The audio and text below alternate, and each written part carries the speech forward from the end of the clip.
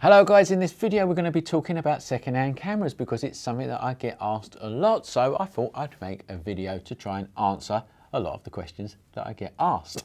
And in particular, we're going to be looking at this, and is this the best second-hand camera that you can buy?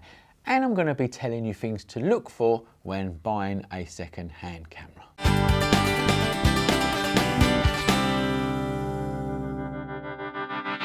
Hello guys, I'm Mark Newton from the School of Photography, where we teach structured online courses in photography by professional teachers. So we're going to talk about second-hand cameras, and in particular this one here. This is the Canon 5D Mark II, and I think that it's probably the best second-hand camera that you can buy, and here's why.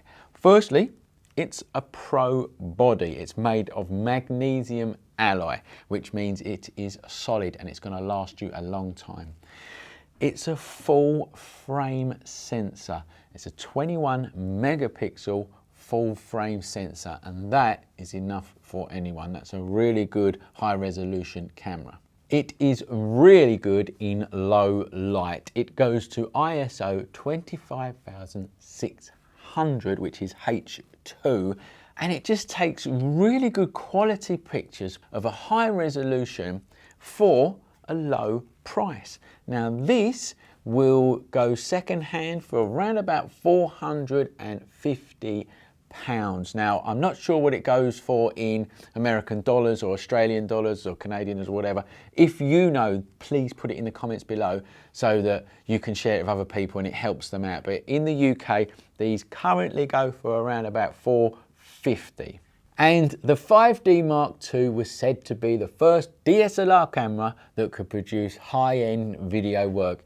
And it really does. We use this as a second filming camera at the School of Photography, and when you put this footage up against our other Canon, the Mark IV, you can't tell the difference, and it really is good quality when it comes to filming.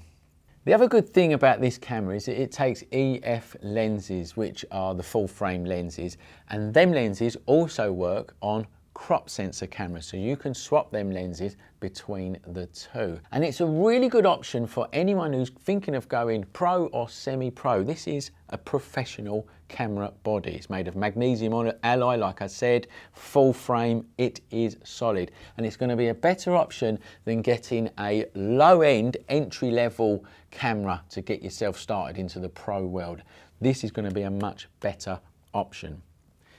But let's just talk about some of the negatives. Now, one of the negatives could be that it uses a compact flash card, not an SD card. Okay, so let's just take that out. And here's a compact flash card here. Now, you might already have a load of SD cards for your other cameras, and obviously they're not going to fit in here. You might have to buy yourself one of these. These are better than the SD cards. They perform a bit faster for a lower cost, and they're said to be more stable. And if you are going to upgrade to the Mark III version or the Mark IV version, these work in them as well. So pros and cons to it, but if you've already got loads of SD cards, then you're going to have to buy yourself one of these for this camera. So that could be one of the negatives. Let's just put it back. If you're currently using a Canon crop sensor camera and you've got what's called EFS lenses, they will not fit on here. These cameras only take the EF lenses. The EFS lenses will not fit on these full frame cameras. So that could be a negative if you've got a load of them lenses. It is a bigger, heavier camera than normal. It needs to be for a pro-end body, because you could be on a job, and when you're on a job working fast, you can swing yourself around and that can hit stuff. So that could be a negative. It's a bit bigger and heavier than what you want, but it's also solid. So you have to weigh that one up. And you may have to clean the sensor, obviously, if it's a second-hand camera. Now, I've got a whole video on how to clean your camera sensor. I'll put a link to it somewhere so you can go and see that. But you can buy kits for about 25 quid, 25 pounds, and you can clean the sensor yourself. It's fairly easy. But if you're buying a second-hand camera, you may need to do that, just so that you know. So here's what to look for when you're buying one of these or a second-hand camera in general. Firstly, the shutter count. These record how many times you take a picture, and you can get that off of these cameras via the Canon software that comes with it or other software that you can get off the internet. And all you do is you follow the instructions that comes with the software and you can get the shutter count of this camera. And it's a bit like mileage on a car. Obviously, the more shutters it's taken, the more use it has had. Now these, the Canon 5Ds, they can do 150,000 shutters easily, so it's not really a major deal. But if you can get one at 50,000 shutters, shutter count or below, then you've done really, really well. I bought this one and it was on 29,000 shutters, which is quite good, to be honest with you. So there's the first thing to look for. Ask the person that you're buying off of what the shutter count is of the camera. It should be on the advert anyway, but if it's not, ask them. And when you get the camera, you can also double check that via the software anyway. So that's the first thing to check. The second thing to look for is wear marks, particularly where the strap goes. So if we look at this one here, you can see that the black on the metal, I don't know what you'd call it really, the metal hooks where the strap goes, you can see that that has rubbed off slightly, and they all will show a little bit of slight rubbing, but obviously the more that that is worn, the more the camera has been used. So check that out first of all as well. Make sure that it's not too worn. Then look for scratches on your screen.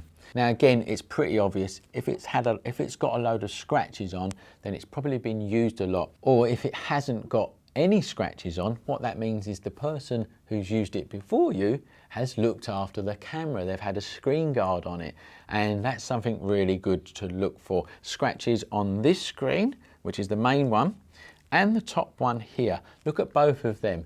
It's really obvious. If it's really scratched up, it's been really used. Now, buying a second-hand camera is just like buying a second-hand car. You've obviously got to be careful. You've got to judge the person who you're buying it off of. Have they looked after it? And sometimes if you buy off of a photographer, you can think to yourself, well, you know, they've obviously used it a lot more than an amateur would have.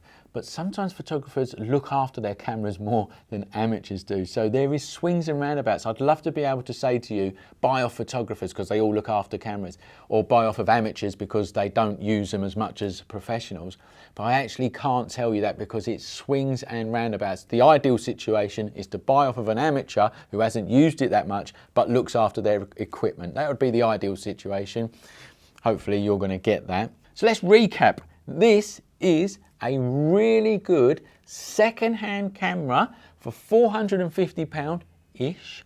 It's pro end, it's solid, it's full frame, it's brilliant at filming. It's going to get you good quality shots. And I would recommend that you get yourself one of these rather than a low-end entry-level camera if you are thinking of going pro or semi-pro. And that is my personal thought. I'm not getting paid by anyone. This is just me bringing my thoughts to you. Now, if you are thinking of going pro or semi-pro, you're going to want to learn photography properly. And that's where we come in. Our courses over at schoolofphotography.com teach you how to control the visual effects of photography properly. We've got courses in photography, Lightroom, studio lighting, Photoshop, everything photography related. We're professional teachers. We've been teaching since 2002 and we know what we're doing. Come and see us. We will definitely be able to teach you.